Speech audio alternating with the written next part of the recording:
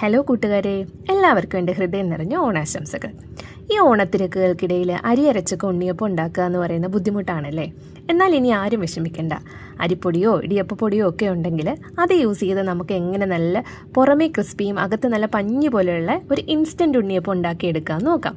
ഒരു മിക്സിയുടെ ജാറിലേക്ക് ഞാൻ 3 ചെറിയ പഴവും കുറച്ച് ഏലക്കയുടെ അരിയും ഞാൻ 1 ഗ്ലാസ് ശർക്കര പാനി എടുത്ത് വെച്ചിട്ടുണ്ട്. അതിൽ നിന്ന് 1/4 ഗ്ലാസും കൂടെ എടുത്ത് നന്നായിട്ടൊന്ന് അരച്ച് പേസ്റ്റാക്കി എടുക്കുക.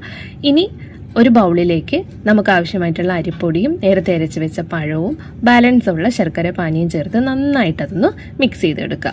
ഇടയ്ക്കിടയ്ക്ക് ഒഴിച്ചു കൊടുത്ത് നന്നായിട്ട് നല്ല ഈ ഒരു കൺസിസ്റ്റൻസിയിൽ അതൊന്ന് മിക്സ് ചെയ്തെടുക്കാനായിട്ട് നോക്കുക. ഇനി അതിലേക്ക് ഒരു പാനിലേക്ക് കുറച്ച് നെയ്യ് ഒഴിച്ച് കുറച്ച് തേങ്ങയും അതുപോലെ തന്നെ എള്ളും കൂടി ഞാൻ വറുത്ത് അതിലേക്ക് മിക്സ് ചെയ്തെടുക്കുന്നുണ്ട്.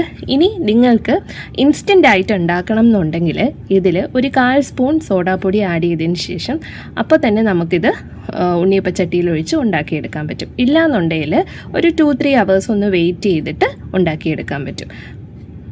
ഇനി തിളച്ച എണ്ണയിലേക്ക് ഞാൻ ആ എണ്ണയിൽ കുറച്ച് നെയ്യ് കൂടി ആഡ് ചെയ്തിട്ടുണ്ട്. ഇനി നമ്മുടെ ഉണ്ണിയപ്പത്തിൻ്റെ മിശ്രിതം ഒഴിച്ച് ഇതുപോലെ നമുക്ക് എടുക്കാൻ പറ്റും. നല്ല ക്രിസ്പി ആയിട്ടുള്ള ഉണ്ണിയപ്പം തന്നെ നമുക്ക് കിട്ടുകയും ചെയ്യും.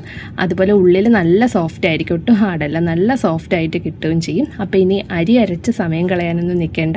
ഇൻസ്റ്റൻ്റ് ആയിട്ട് കുട്ടികൾക്കൊക്കെ പെട്ടെന്ന് നമുക്ക് ഉണ്ടാക്കി കൊടുക്കാൻ പറ്റുന്ന രീതിക്കാണ് ഇത് പ്രിപ്പയർ ചെയ്തേക്കുന്നത്.